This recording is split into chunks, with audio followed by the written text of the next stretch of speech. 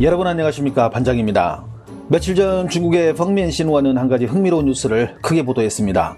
지금까지 1억 5천 명이 읽은 뉴스인데 중국 영화 8편이 한국에서 연속 개봉되면서 한류에 대해 역습을 시작한다는 소식이었습니다.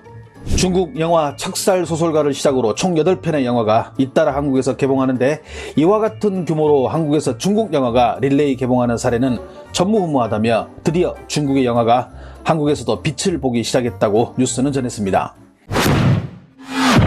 중국이 말하는 역습의 선봉장은 3월 31일 개봉한 이디엔지우 다오자, 우리나라에서는 커피 오어 티라는 제목으로 개봉한 영화입니다. 맞습니다. 저는 이 영화 제목을 처음 들어봤는데요. 중국인들이 바라는 대로 한국에서 흥행에 성공할 수 있을까 하여 이미 개봉한 영화라 정보를 살펴봤습니다. 일주일이 지난 지금 무려 5,800명이 관람했고 박스오피스 30위를 기록 중이었습니다. 이 소식이 중국에 알려지면 혹시 영화를 DVD방에서 개봉했나 하고 오해할 수도 있겠습니다. 여기에 홍콩 박스오피스 1위를 차지하며 상업성을 인정받은 추룡2 패왕을 중국은 야심차게 한국으로 보낸다고 했습니다. 그래서 흥행 성적을 찾아봤더니 누적 관객 수는 1,016명이었고 박스오피스는 나오지도 않았습니다. 중국 쪽에서는 다행일 것입니다. 지금은 전염병 상황이라는 핑계거리라도 있을 테니까요.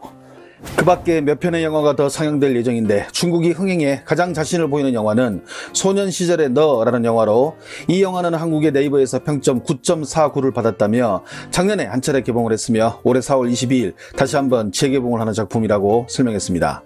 그나마 이 영화는 작년 7월에 관객 7만 6천 명 정도를 모았고 평점도 8.7을 받아 나름 선방한 영화가 아닌가 하는 생각이 들었습니다. 한 가지 재미있는 점은 중국 언론은 한한령 이후 중국에서 한류는 사라졌다고 5년 내내 떠들었는데, 헤드라인으로 저렇게 한류에 반격한다는 제목을 사용하는 것은 한류가 아직도 있다는 것을 스스로 인정한 셈이 아닐까요? 아직 영화가 다 개봉되진 않았지만 참담한 결과는 어느 정도 예상이 되리라 봅니다. 중국 영화 8편이 한국에서 개봉한다는 뉴스를 본 중국 네티즌들은 망연자실한 분위기입니다. 한국 가서 개쪽당하는 거 아니야? 그나마 소년 시절의 너를 제외하고는 한국 영화와 비교할 영화는 없을 것 같은데, 이 영화도 홍콩 감독이 찍은 거지만 8편의 영화 중 단 한 편도 살아서 돌아오지 못할 듯. 쓸데없는 짓 하지 말고 가지 말자, 가서 참패하지 말고. 아무리 많은 중국 영화가 한국에서 상영해봤자 아무도 안 볼 듯. 중국 영화는 한국 영화에 비하면 10만 8천 리 정도 떨어진 곳에 있음. 지금 온라인에서 한국이랑 이렇게 난리치고 있는데 중국 영화를 누가 보러 간다고? 솔직히 중국 영화는 일본과는 비교할 만하지만 한국과는 레벨 차이가 너무 나는데, 내가 중국 영화를 무시하는 것이 아니고 진짜 영화가 쓰레기라고. 중국 영화는 태국 영화만도 못한데 한국에 간다고? 죄송합니다. 댓글이 재밌어서 몇 개만 더 소개하겠습니다. 한국 사람들이 중국 영화 보면 몰래 썩소할 것 같아. 무슨 한류의 역습? 말도 안 되는 소리 하네. 상륙하자마자 바로 죽을 듯. 한국 사람들이 가서 볼지 정말 걱정된다.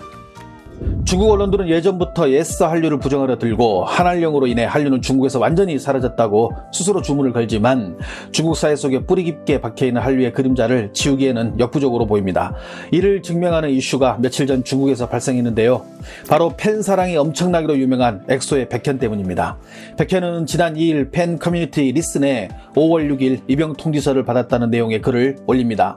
백현은 3주간의 기초군사훈련을 마치고 사회복무요원으로 병역 의무를 다할 예정인데, 현역 입대가 아닌 이유는 백현이 과거부터 꾸준히 치료하고 있었던 갑상선 기능 저하증으로 신체검사에서 4급 판정을 받았기 때문입니다. 그런데 이 사실이 중국의 엑소 팬들에게 알려지면서부터 기이한 상황이 발생하게 됐다고 관련 소식을 전했습니다. 중국 언론들은 백현이 갑상선 질환을 20살 때부터 지금까지 8년 동안 앓고 있었지만 팬들이 걱정할까봐 관련 사실들을 알리지 않았다며, 이에 지금 중국 팬들은 백현을 더 걱정하고 있는 상황이라 전했습니다. 그런데 이 사실을 알게 된 중국의 백현 팬들이 해당 병에 대해서 좀 더 자세히 알고 백현에게 뭔가 도움을 줄 수 있을까 하여 중국의 갑상선 전문 병원들의 업무가 마비될 정도로 많은 전화와 문의를 해와 해당 병원들이 업무를 보기 어려울 정도라고 합니다. 실제로 팬들은 중국의 각 병원에 친척이 지금 갑상선 질환을 앓고 있는데 좋은 치료법이 뭐가 있느냐, 갑상선 병이라는 것이 심각한 것이냐 등등 병원의 무료 컨설팅 서비스를 이용하여 끊임없이 병원에 문의하는 바람에 해당 병원들이 정상적인 업무를 보기 힘들 정도라고 말했습니다. 심지어 관련 병원들은 해당 병에 대해 문의하는 사람들이 대부분 우리 오빠가 갑상선 질환을 앓고 있는데 라는 말로 물어보면 병원의 관계자가 혹시 오빠가 엑소의 백현 아니냐고 반문할 정도라며 이런 문의 때문에 일반 환자들이 피해를 보고 있다고 말했습니다. 특히 병원 측 관계자들은 오빠 92년생이라는 단어만 봐도 바로 백현의 팬임을 알 수 있다고 전했습니다. 이 뉴스를 접한 중국 네티즌들의 반응이 몹시 궁금합니다. 언젠가 한국이랑 전쟁이라도 나면 이 사람들은 제발 나라 망신 좀 작작시켜라. 그런 마음으로 가족들에게 더 관심을 갖는 것이 좋을 것 같네. 백현이 한국군이 되어 중국에 공격하러 오면 이 팬들은 백현을 위해 나라를 팔아먹을 사람들이야. 2000년대 출생한 애들은 확실히 철이 덜 들었네. 그냥 바이두에 검색해봐. 병원에 묻지 말고.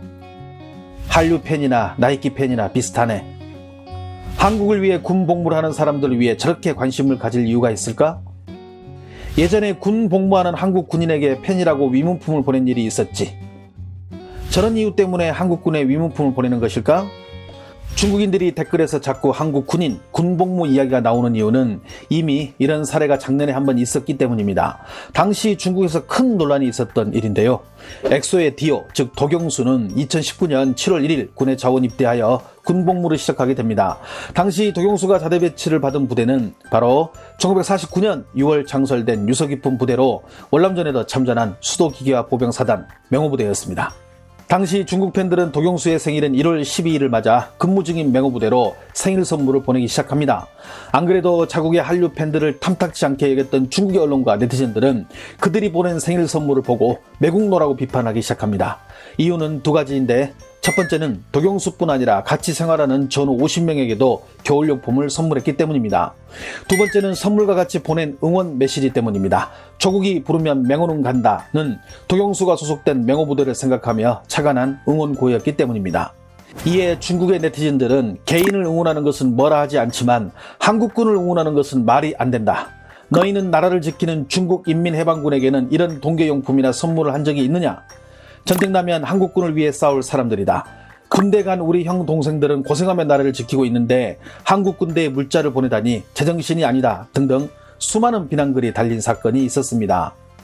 그렇기에 앞에서 백현의 이야기가 나왔을 때도 다들 그렇게 민감하게 군 것입니다.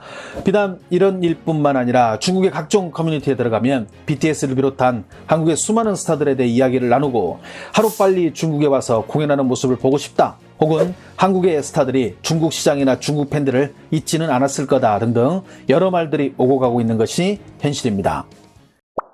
현재 우리와 문화전쟁을 치르고 있는 중국의 입장에서는 한류 팬들의 이런 행동들이 마음에 들지 않을 것입니다. 하지만 아무리 막으려 해도 막을 수 없는 것이 우수한 문화입니다. 타국의 우수한 문화를 막으면 막을수록 자신만 고립될 뿐입니다. 시청해주셔서 감사합니다. 행복한 하루 보내시길 바랍니다.